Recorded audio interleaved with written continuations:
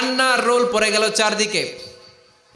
বিশ্বনবীর কলিজার টুকরা নয়নের পুটুলি সাইয়্যিদাতুনা ফাতিমা বিশ্বনবীর কান্না সহ্য করতে পারে না।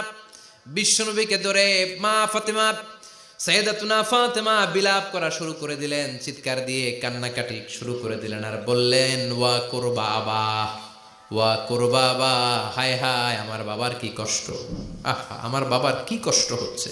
বিশ্বনবী বললেন, ফাতেমা তুমি কেঁদো না, আমার কষ্ট আজকের পরে আর থাকবে না, আজকে তোর বাবার সব কষ্ট বন্ধ হয়ে যাবে। কি যেন কানে কানে বললেন, ফাতেমা আরো কেঁদে দিল। আবার কানে কানে কি যেন বললেন, ফাতেমা হেসে দিল। বিশ্বনবীর ইন্তেকালের অনেক পর মা আয়েশার কাছে ফাতেমা বললেন, আমি যখন প্রথমে কেঁদেছিলাম আব্বা বলেছিল আমি আর বাঁচব না রে ফাতেমা। আবার কানে কানে একটা কথা বলার পরে হেসেছিলাম, আব্বা বলেছিল আমার পরে আমার পরিবার বর্গের মধ্য থেকে সর্বপ্রথম তোমার সাথে আমার দেখা হয়ে যাবে রে ফাতেমা।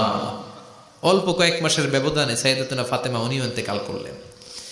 বিশ্বনবী শোয়া থেকে উঠতে পারে না। এক সাহাবীকে দেখলেন মেসওয়াক করছে। বিশ্বনবী মেসওয়াকের দিকে তাকিয়ে রইলেন। বিশ্বনবীর নিথর দেহটা পড়ে আছে। আয়েশারা যে বলবে আয়েশা মেসওয়াক দাও, বলতে পারে না।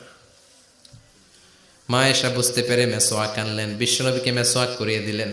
এবার বিশ্বনবী বললেন, ও আবু বকর শোনো, আল্লাহ আমাকে অপশন দিয়েছে। কি দিয়েছে? আল্লাহ বলেছে নবী আজীবন থাকতে চাইলে থাকেন, আর আসতে চাইলে চলে আসেন। আমি থাকতে না চেয়ে আল্লাহর কাছে চলে যাওয়ার ইচ্ছা করলাম। সাইয়েদনা আবু বকর কান্না জুড়ে দিলেন। বিশ্বনবী বললেন, আসসালাত আসসালাত, ও আমার উম্মতেরা নামাজ তরক করো না। ইন্তেকালের আগে বললেন নামাজ ছেড়ে দিও না। আর বললেন, ওয়ামা মালাকাত আইমানুকুম, তোমাদের অধীনস্থ কর্মচারীদের সাথে খারাপ আচরণ করো না। ঘাম শুকানোর আগে পয়সা দিয়ে দিও।